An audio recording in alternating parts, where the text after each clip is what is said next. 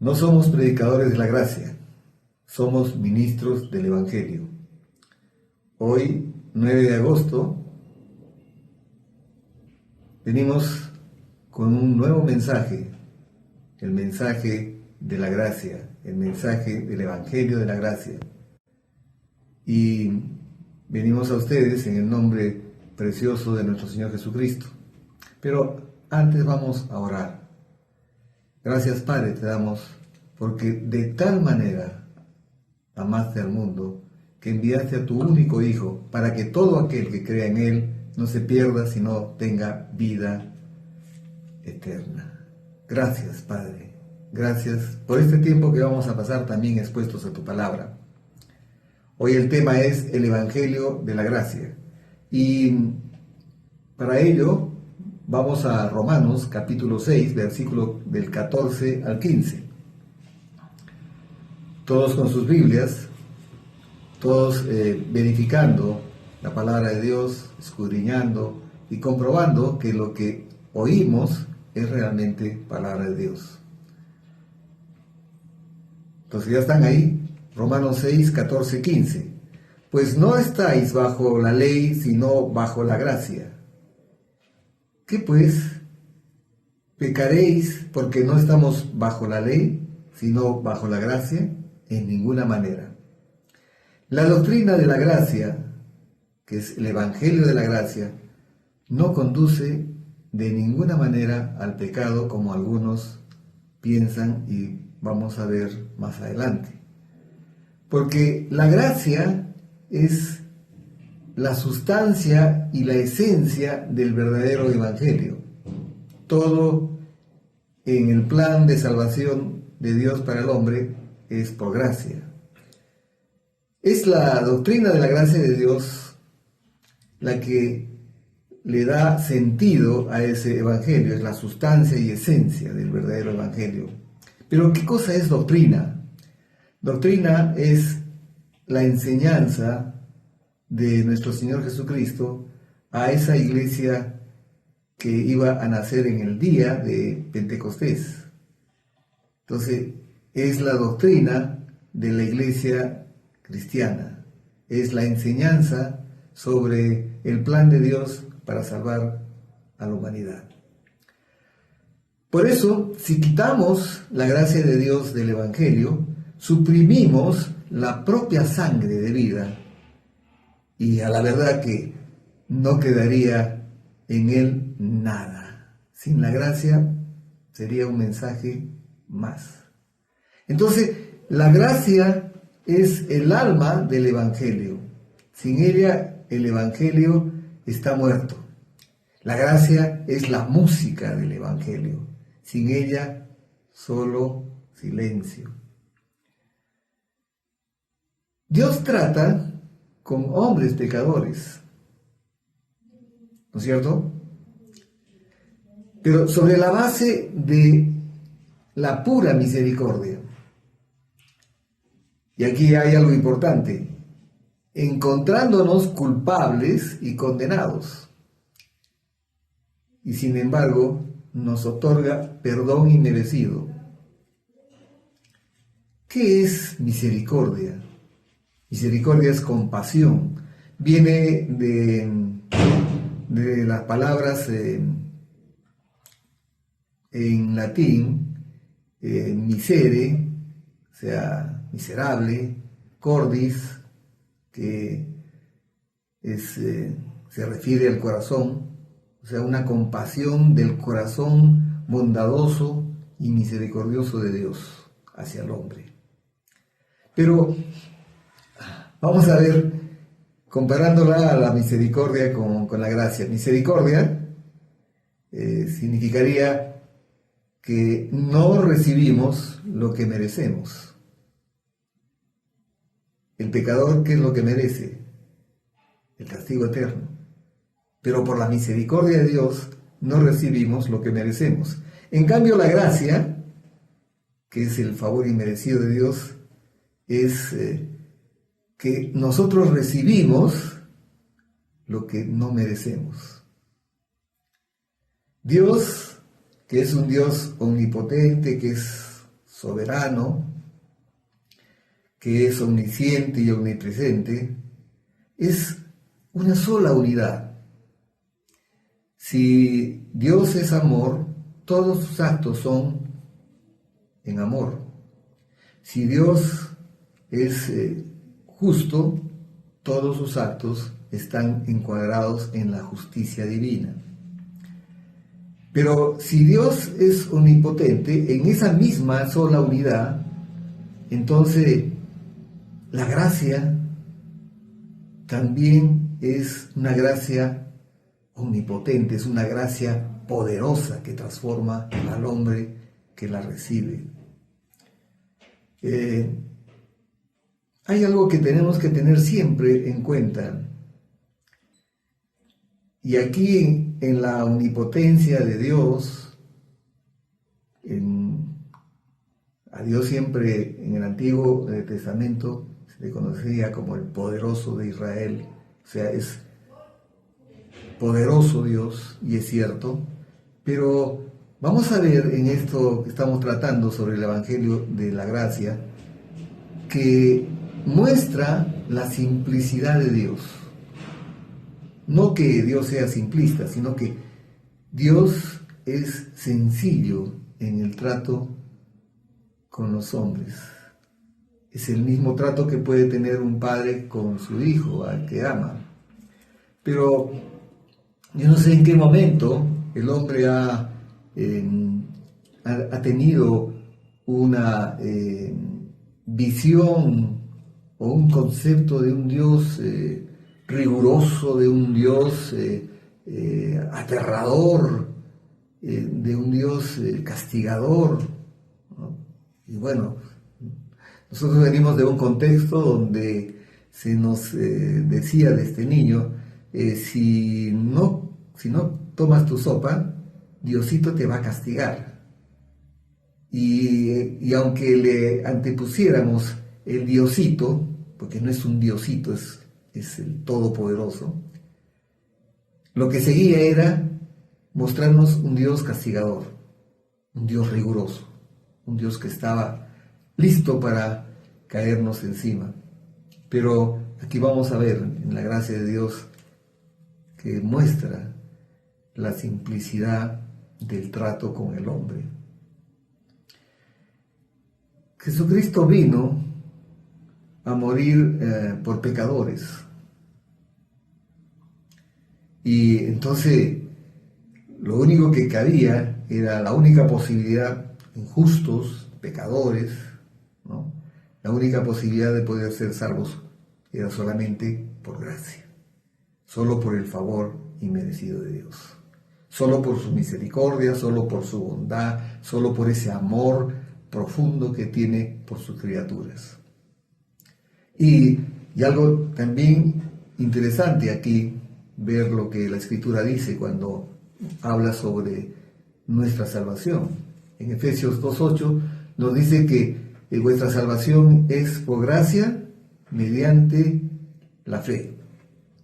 Y esto no es de vosotros, nos dice la Escritura, sino que es un don, es un regalo de Dios, no por obras, para que nadie se vanaglorie.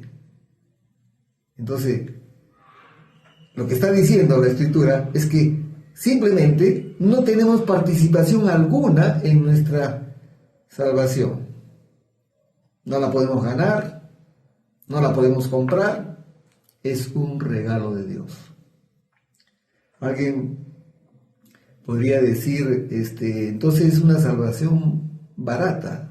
No, a nosotros no nos costó nada, pero a nuestro Señor Jesucristo le costó su sangre preciosa. Y al Padre, haberlo enviado a la muerte. Entonces, no tenemos ninguna participación. No podríamos tampoco hacer, porque esta salvación preciosa solamente nos ha venido como un regalo, pero mediante la fe en Jesucristo y en esa obra que Él hizo en la cruz, perfecta, acabada y terminada, que es la única obra que va a agradar a Dios. Entonces, ese favor inmerecido por la muerte de su Hijo nos proporcionó, ¿qué cosa? Expiación. Y eso es lo que dice Romanos 3:25. Romanos 3:25 dice: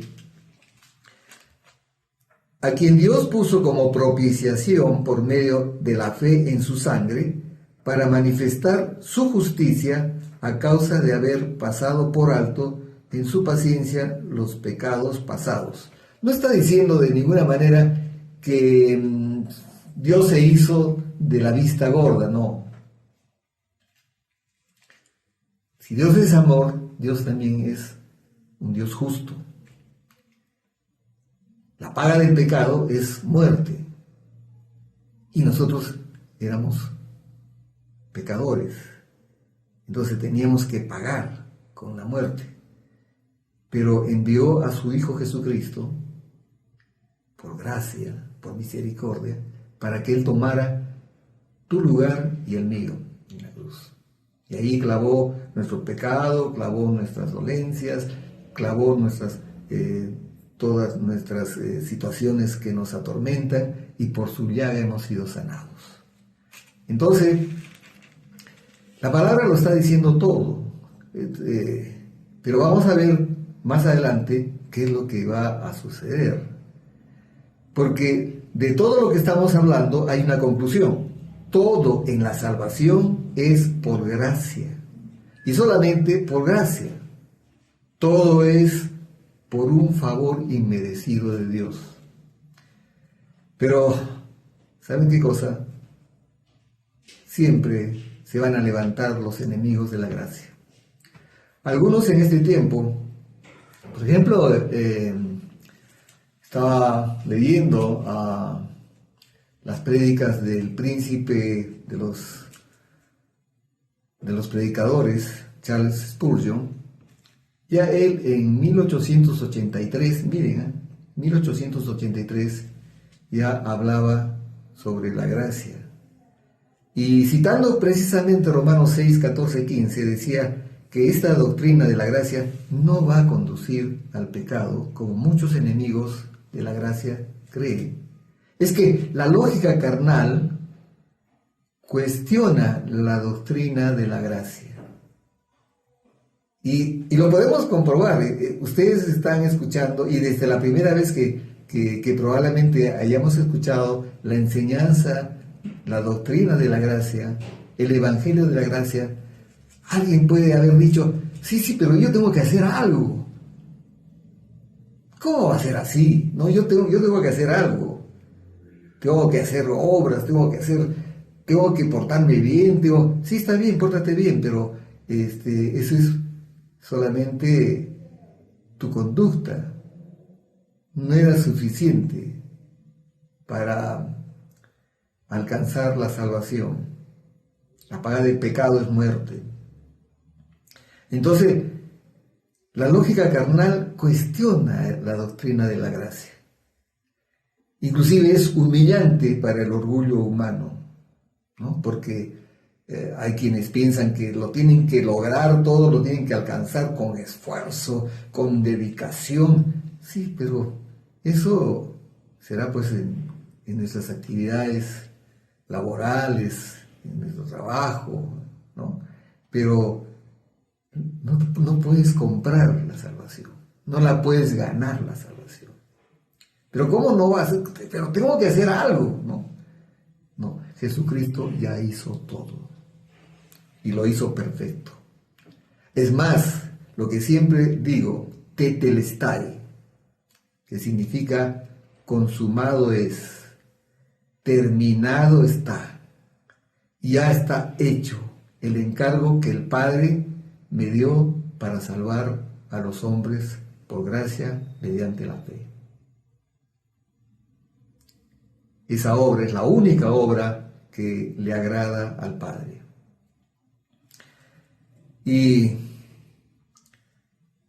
algunos consideran entonces que esta gracia de la que estamos hablando, termina siendo una licencia para pecar. Bueno, si ya yo soy salvo, ¿no?, por gracia, entonces yo puedo vivir la vida que quiera vivir, ¿no? Total, la salvación no se pierde, ¿no?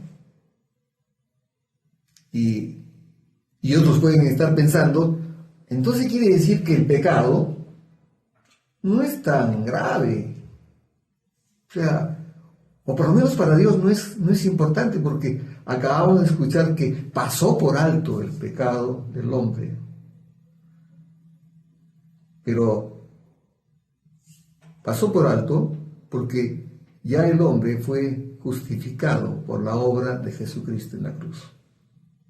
Y es más, nuestros pecados pasados, presentes y futuros ya fueron perdonados por la obra de Jesucristo en la cruz y por nuestra fe en Él y en esa obra.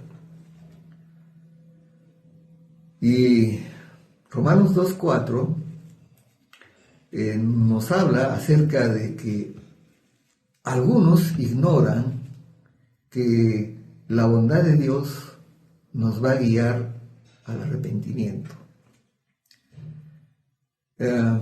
Dice que toda acción, toda acción es correspondiente a una reacción. Si a mí me tratan mal, yo voy a tratar mal. Pero si a mí me comienzan a tratar bien, con amor, con ternura, oiga, el hombre más rebelde, más duro, comienza a tener consideración de ese trato y comienza a cambiar su actitud. Entonces, no es al contrario, si me tratan bien, yo sigo pecando y no.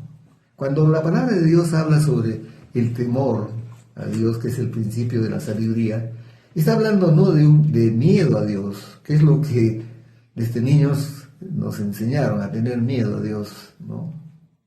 Pues porque también a nuestros padres les enseñaron eso, ¿no? Pero cuando la Biblia habla sobre el temor de Dios, es un temor reverente de no ofenderlo. Y cuando tú has experimentado el amor de Dios, realmente lo has experimentado, cuando tú compruebas que su gracia es verdadera, que hasta en los pequeños detalles de tu vida está ahí la gracia de Dios. Yo lo he experimentado y ustedes también, con toda seguridad. ¿Cómo vamos a ofender a nuestro Dios, a nuestro Padre amoroso, tierno, compasivo, con actos que delante de su presencia son realmente malos? ¿Cómo vas a hacer cuando el hijo pródigo regresa, va ensayando en el camino, dice, lo que le va a decir a su padre natural es: Padre, he pecado contra ti y contra el cielo. Entonces, reacciona, se da cuenta. Un padre tan bueno, si un padre bueno natural, en lo natural, nuestro Padre Celestial es el Padre perfecto, el mejor Padre que podemos tener. ¿Cómo vamos a ofenderlo con nuestros actos? Entonces no es como creen algunos que, la gracia es licencia para pecar. No. Simplemente, si tú eres una nueva criatura, si tú has nacido de nuevo, si tú has creído en Jesucristo y lo has aceptado como tu Señor y Salvador, eres una nueva criatura, tienes el Espíritu Santo, que Él no va a permitir que tú salgas de un camino correcto, porque está en ti. Tú eres el templo del Espíritu de Dios, tú eres el templo del Espíritu Santo. Entonces, por eso Romanos 2:4 dice que estos que no creen en la gracia de Dios ignoran que su bondad nos guía al arrepentimiento. Es todo lo contrario. Y el arrepentimiento, ya lo hemos aprendido, también viene de Dios. Bueno, Finalmente, vamos a ver que Jesucristo encarna y personifica la gracia de Dios. Él es la gracia de Dios, actuando en nuestras vidas. A lo suyo vino, dice Juan capítulo 1, versículo 11, y los suyos no lo recibieron, pero a los que le recibieron les dio la potestad de ser llamados hijos de Dios. Y más adelante después dice que con él vino la gracia y la ley vino por Moisés. Y de su gracia hemos recibido y gracia sobre gracia. Entonces él es la gracia manifestándose en nuestras vidas. Yo quiero que en este domingo, 9 de agosto, meditemos sobre esta doctrina, sobre esta enseñanza. Porque si revisamos los evangelios, si revisamos los 4 evangelios, si revisamos el actuar, el caminar de Jesucristo en la tierra, fue un caminar en amor, fue un caminar en bondad, en misericordia, en compasión. En la multiplicación de los panes y los peces, él, dice la Escritura, que miró a ese pueblo que lo seguía, ¿no? Más de 5,000, solamente se cuentan a los hombres, y dice que los vio como ovejas sin pastor. Entonces, la compasión, el amor, la bondad, esa es la gracia de Dios. Él cuando sanaba a alguien, no le preguntaba, ¿tú crees en mí? ¿O tú crees en la Escritura? ¿De dónde eres? ¿Eres judío? ¿No eres judío? Él simplemente se compadecía. Y eso es gracia, hermanos. Toda la Biblia vamos a ver que Dios actúa solamente en gracia. Vamos a orar. Padre, te damos gracias porque tú nos has mostrado, Padre amado, tu amor, ese amor que te lleva a desarrollar tu gracia en medio de tu iglesia. Creemos, Señor, que toda nuestra salvación es por gracia mediante la fe. Creemos, Señor, que necesitamos vivir por tu gracia. Necesitamos vivir dependiendo totalmente de tu gracia para todo. Gracias por esta enseñanza que tu palabra nos ha transmitido y que habla sobre ese amor manifestándose en una gracia, en un favor inmerecido para todos nosotros. Gracias, Padre, te damos en el nombre de Jesucristo, nuestro Señor y Salvador. Hermanos, que tengan un domingo glorioso y una semana sobrenatural. Y recuerden que la gracia de Dios está en las cosas pequeñas y en las cosas grandes de la vida. Gracias y cuídense en este tiempo tan peligroso. En el nombre de Jesucristo. Amén.